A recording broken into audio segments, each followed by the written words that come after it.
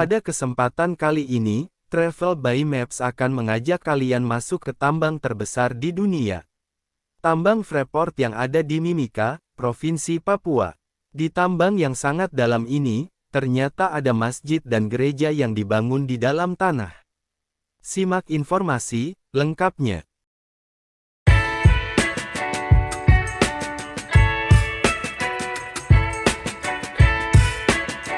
Tambang legendaris Grasberg milik PT Freeport Indonesia yang berlokasi di Papua akan habis dan ditutup pada pertengahan tahun ini. Sebagai penggantinya, produksi emas, perak, dan tembaga Freeport akan mengandalkan tambang bawah tanah. Tambang bawah tanah ini lokasinya persis di bawah Grasberg.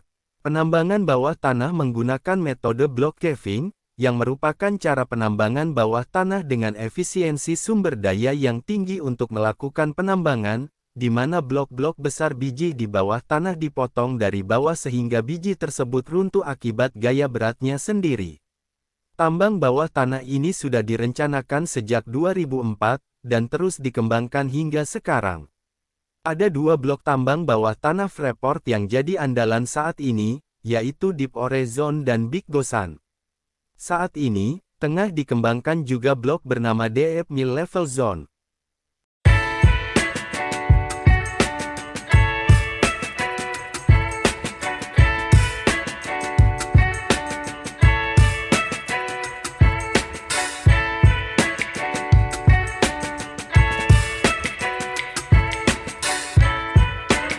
Di dalam tambang ini, terbangun jalan sepanjang 650 km, panjangnya lebih dari jarak Jakarta ke Yogyakarta. Jalan di dalam tambang bawah tanah ini akan terus dibangun hingga 1000 km atau seperti Jakarta ke Surabaya. Tapi di luar soal struktur tambang ini, ada yang menarik tambang di bawah tanah Timika, Papua. Ternyata, Freeport Indonesia juga menyediakan tempat ibadah bagi para pekerjanya, termasuk masjid dan gereja. Wajar karena dengan jumlah karyawan hingga tahun 2018 sudah mencapai sekitar 30.000 orang, di mana 25%-nya adalah karyawan asli Papua, tentu kebutuhan beribadah juga menjadi prioritas.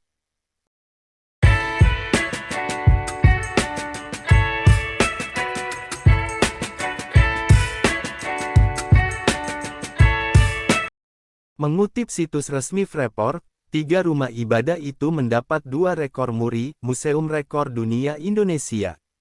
Pertama masjid dan gereja dengan lokasi terdalam dari permukaan tanah, 1.700 meter di bawah permukaan tanah, dan rekor kedua yakni Masjid Al-Araf yang terletak di elevasi tertinggi 3.730 meter di atas permukaan laut.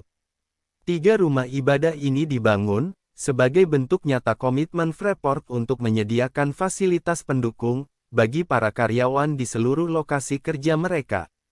Sebanyak lebih dari 95% dari 32.000 karyawan Freeport adalah putra-putri bangsa yang berasal dari berbagai daerah di seluruh Indonesia.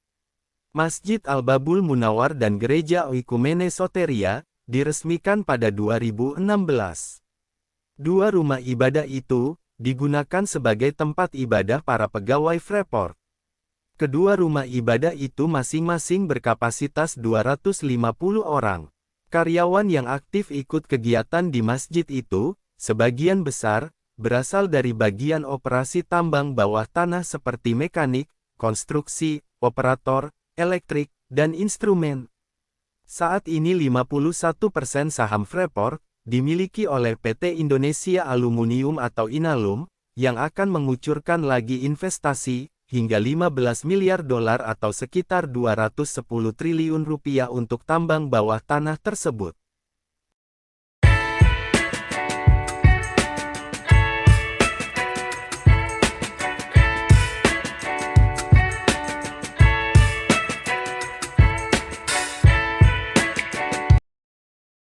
PT Freeport Indonesia atau PT FI berdiri sejak April tahun 1967. Mulai mengelola kekayaan Indonesia yang terletak di Mimika, Papua. Freeport Indonesia bagian dari BUMN sektor pertambangan yakni Mining Industry Indonesia dan sahamnya dimiliki PT Indonesia Asahan Aluminium atau Inalum serta Freeport-McMoRan. Freeport-McMoRan ini salah satu produsen emas terbesar di dunia asal Amerika yang memiliki jajaran anak perusahaan, termasuk PT Freeport Indonesia. Tambang di Papua bernama Tambang Grasberg. Bayangkan saja kapasitas produksi tembus angka 238.000 ton per hari. Eksplorasi cadangan tembaga dan emas mencapai puncaknya tahun 2001, bahkan lebih dari 140 triliun investasi telah dibenamkan di pertambangan ini. Setelah Presiden Soekarno lengser, PT Freeport mulai mengeruk isi perut gunung emas Papua. Menurut data PT Freeport Indonesia, cadangan tambang yang tengah digarap PT Freeport Indonesia mencapai 2,27 miliar ton biji. Terdiri dari 1,02% tembaga, 0,83 gram per ton emas, dan 4,32 gram per ton perak. Sedangkan berdasarkan data Kementerian Energi dan Sumber Daya Mineral, dari cadangan ini produksinya bisa mencapai 109,5 juta ton biji per tahun, dengan usia tambang 23,5 tahun. Jadi bukan hanya memproduksi emas, perak, dan tembaga saja, Freeport pun memproduksi molibdenum dan rhenium, sebuah hasil samping dari proses biji tembaga. Begitu melimpah hasil yang didapatkan dari kekayaan Indonesia. Sebagai tambang dengan sistem kontrol satu titik ini mampu mengawasi area tambang seluas 10.000 hektar dengan wilayah pendukung 202.000 hektar. Tentu saja memerlukan pekerja yang tidak sedikit yakni mencapai 12.000 orang. Puluhan tahun sudah Freeport mengeruk emas dan mineral lainnya di bumi Papua, sayangnya hasil tambang justru tidak diolah dalam negeri melainkan diekspor dalam bentuk konsentrat. Indonesia yang memiliki banyak sumber daya alam tidak sebanding dengan hasil kepemilikan yang diperolehnya sehingga negara tidak terlalu diuntungkan dalam hal ini.